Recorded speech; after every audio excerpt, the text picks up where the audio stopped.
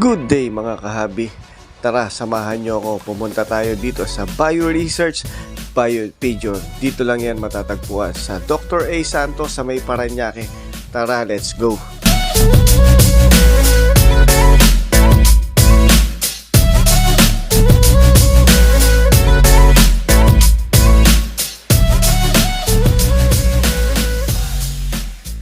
A few moments later. So, ito na nga, nakapasok na tayo sa loob ng entrance ng Bio Research Bio Pigeon. So, makikita nyo agad yung malalaking building na kulungan ng mga kalapate. So, okay, tingnan natin guys kung anong meron sa loob. Okay.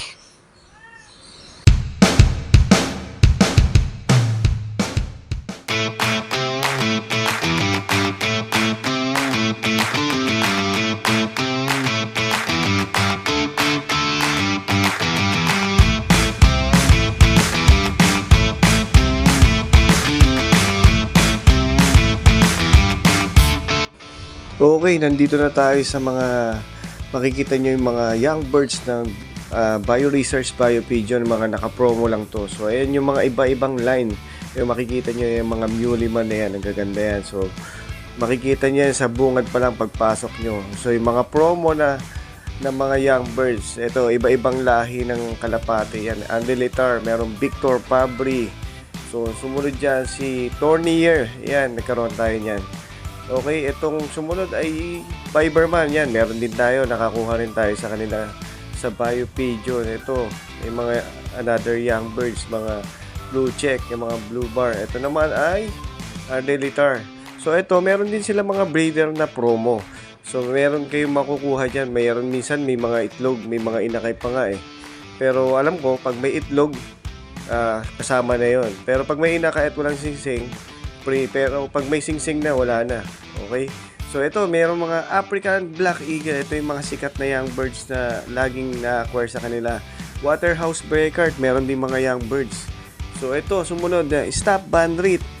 Ito yung mga fastest na pigeon sa nananalo sa mga pooling. Okay, meron din silang John Arden. Ito, mga sikat tong John Arden na to, mga linyada na to. Meron ding Morris Gordon. Ito, ang Morris Gordon is from US. Okay? Ganda rin yung Morris Gordon. So, meron silang Germain Imbrek. Ito, sikat tong Germain Imbrek sa mga brown color. Tapos yung Trenton, okay? Galing din tong Trenton sa all weather. Kaya nilang tumagos. Meron din silang Paul Sion. Yung Paul Sion, yung mga magagandang ibon. And long distance birds din sila. Ayan, meron din silang Vandenbroek. Ito, medyo makukulat sa karera. So ito guys, lumipat tayo sa kabilang building. Nandito yung mga nakalagay yung mga yearlings. So meron din promo sa mga yearlings, mga 1,500 and up. So yan, depende pa rin sa linyada na ma-acquire nyo. So ito yung mga pigeon condo sa kabilang building nila. Nakita nyo, napakaraming ibon. Napakarami kayong pagpipilian. Sobrang gaganda ng mga ibon. So ang risk lang ay syempre kayo yung pipili ng cock or hen yung ibon. So kikilatisin niyo mabuti kung anong kailangan niyo, kung cock ba or hen. So kailangan niyo kilatisin mabuti para tumama yung iyong mga ipa-project ng mga ibon. Okay? So ito, ikot tayo guys. Tara.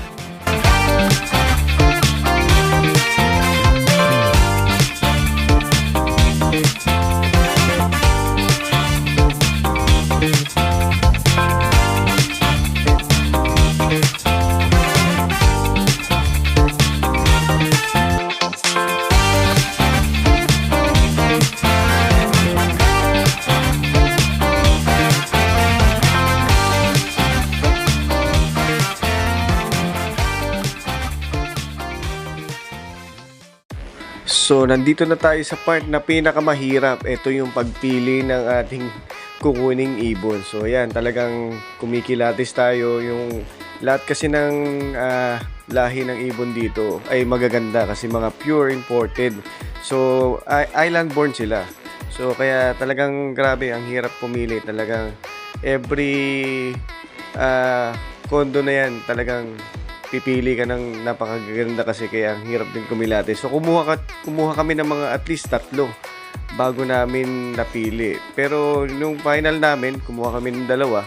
So doon na lang kami namili kung ano yung talagang kukunin namin. Kasi yung kailangan ko dito, nung nagpunta ako dito ay babae.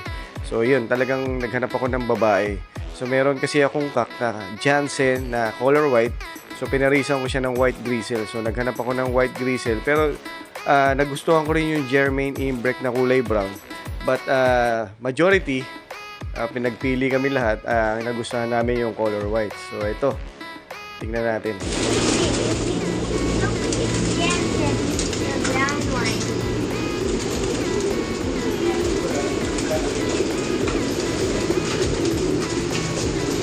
Wait a minute, there's the same guy.